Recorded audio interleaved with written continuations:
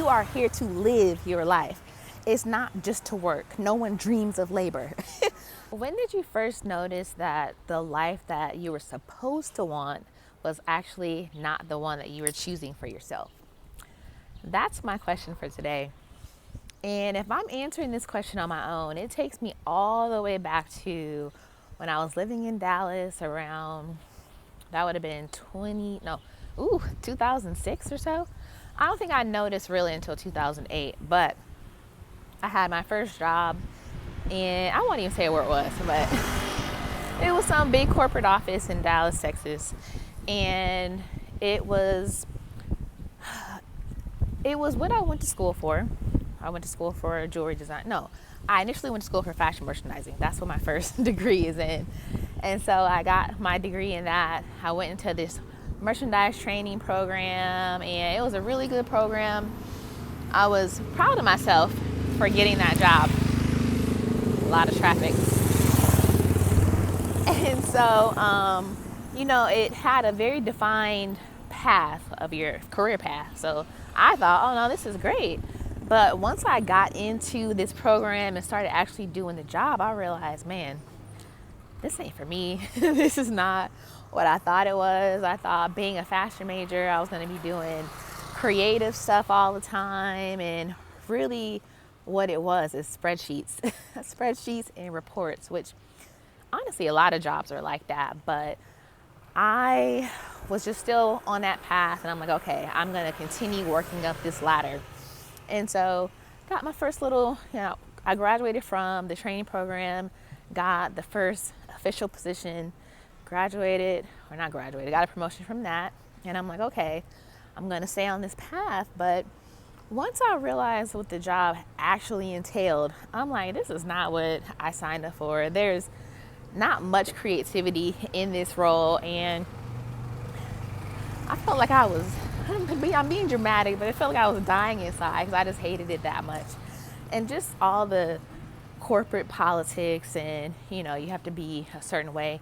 And for me, I'm an ambivert, but back then I was really more so leaning into introvert. And so it felt like in corporate structures, the loudest person is who got attention, who got rewarded. And so I felt like I was being almost punished for being a more reserved individual. And so throughout that, I started to get very stressed. I was working a lot of hours, 60 hours a week, which for some people that's like, oh, that's normal. But it's not normal. It's not normal. Even 40 hours a week in like a lot of countries in Europe, they only work like 30 something hours a week. Anywho, so I was really stressed out. I started going to therapy. I was just really having a hard time. And I just decided this is not really for me. I was losing weight. I remember one of my coworkers commented like, are you okay? Because I've noticed you're losing a lot of weight. And I was so busy and so caught up in everything that was going on that I did not even notice. And so I would say that was the first time that I'm like, okay, it can't just be this. Like, it can't just be you go to a job that you hate, for the next 40, 50 years, and that's just it. And so from there, I'm like, okay, I want to do something else. I want to do something creative. I want to be in a different environment because Dallas is cool, but I'm like, it felt like the perfect place to be married and raise children. And at that age, I moved there when I was 22. So I'm like 24, 25, and I'm like, this ain't it. I wanted more excitement, more adventure, whole different vibe. And so I decided to go back to my first interest or first creative pursuit, which was jewelry design. I started taking metalsmithing classes when I was still living in Columbus, Ohio.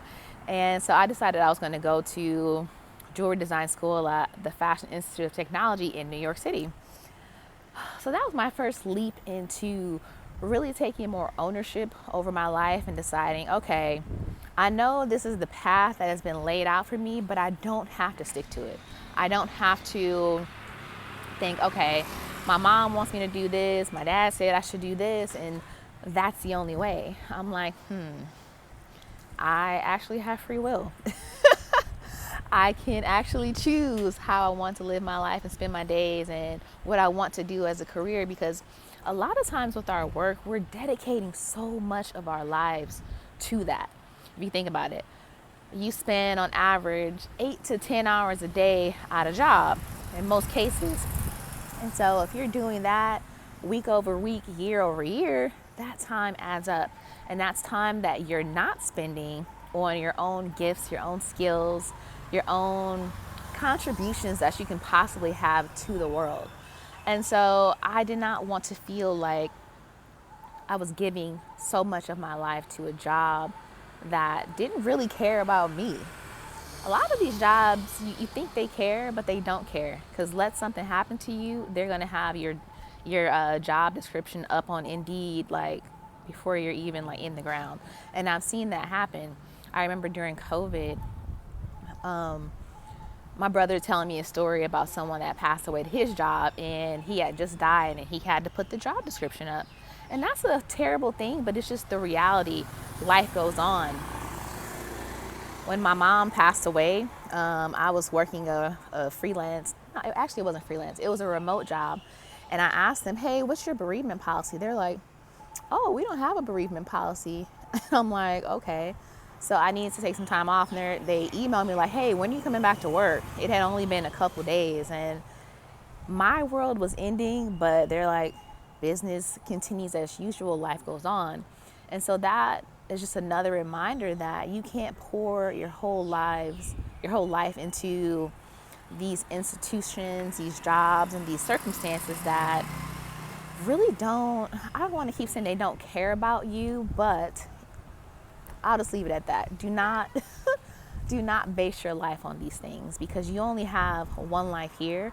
And if you spend it only working and not really utilizing your own gifts and gifts, we're all put here in this world to do something.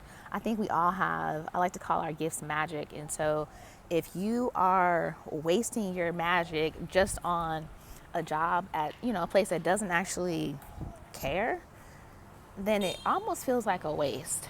It's a waste. And so I think it's just really important to pay attention to how you're spending your time, how you're spending your life, and make sure that it aligns with what you'd be happy with at the end of the day. I always go back to this question of, when you're 80 years old, how will you feel about the way you have spent your time?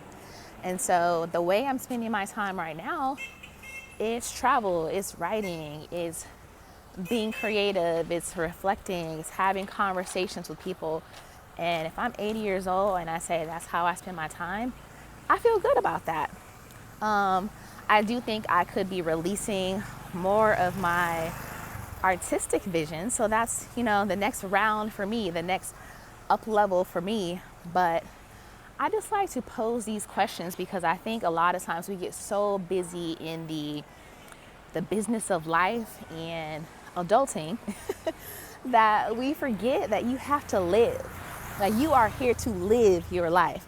It's not just to work. No one dreams of labor. You are here to live your life. And so being intentional about that and making sure you're living it to the fullest.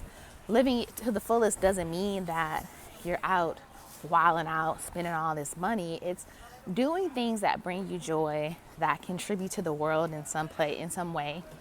That's what I mean by that. And so I hope you enjoyed this thought and you actually spend time with it, because I want to continue making videos for women who are tired of living a life that they're supposed to want and they haven't actually chose.